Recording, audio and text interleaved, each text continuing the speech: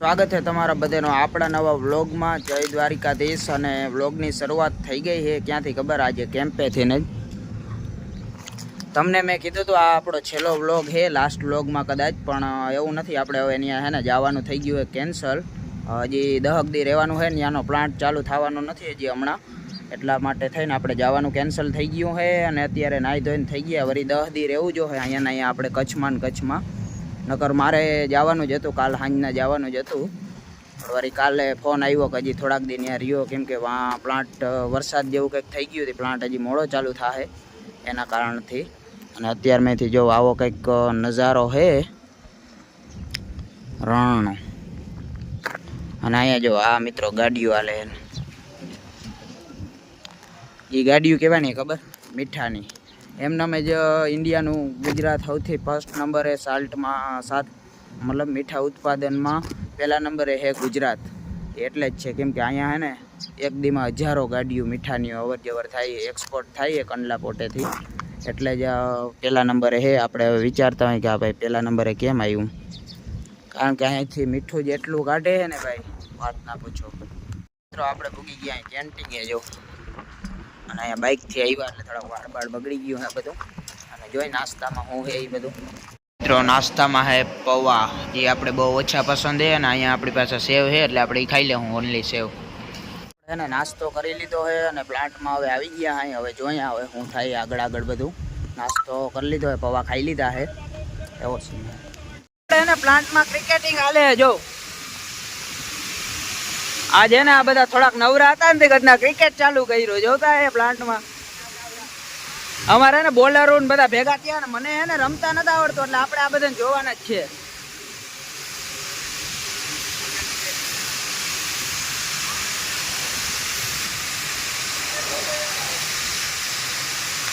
और यहाँ पर नंदा गैंग फेंक रहा है,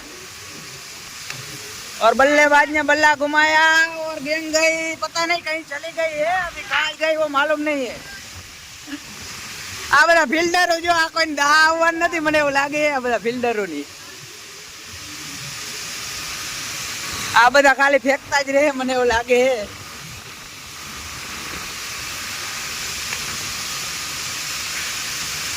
वाह वाह वाह। और यहाँ पर दूसरी गैंग प्रिंस फेंकने जा रहा है। आ મને એને કમેન્ટ્રી આવડતી નથી, આમાં કોઈ બહુ ધ્યાન ના દેજો, આ મને આ નામે નથી આવડતા આ બધાને।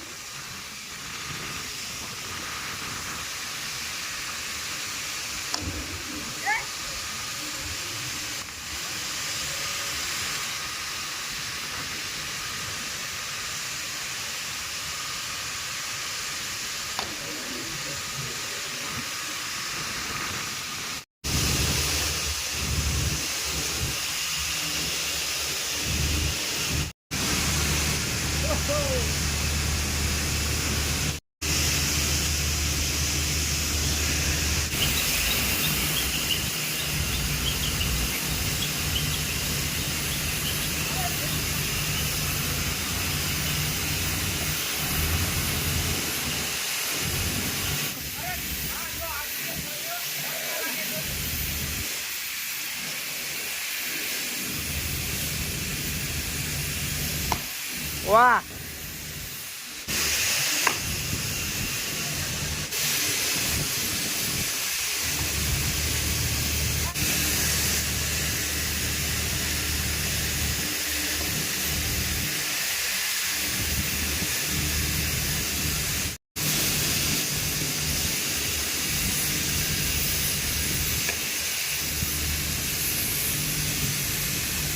फेंकने जा रहा है, और ये गैंग और बल्लेबाज ने बल्ला घुमाया पर नहीं आया गैंग में।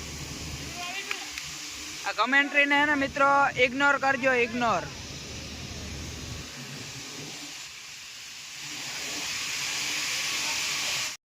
મિત્રો આ બધા દડે બેઠતા રમતા હતા, પણ એને બોલ ખોઈ લીધો હોય એટલે હવે આપણે કેન્સલ થઈ ગયું રમવાનું, બધાએ હટેલી લીધું। આપણે હાજ પડી ગઈ, આખો દિવસ નીકળી ગયો અને આપણે આવી ગયા જો કેન્ટીનમાં ડિનર માટે।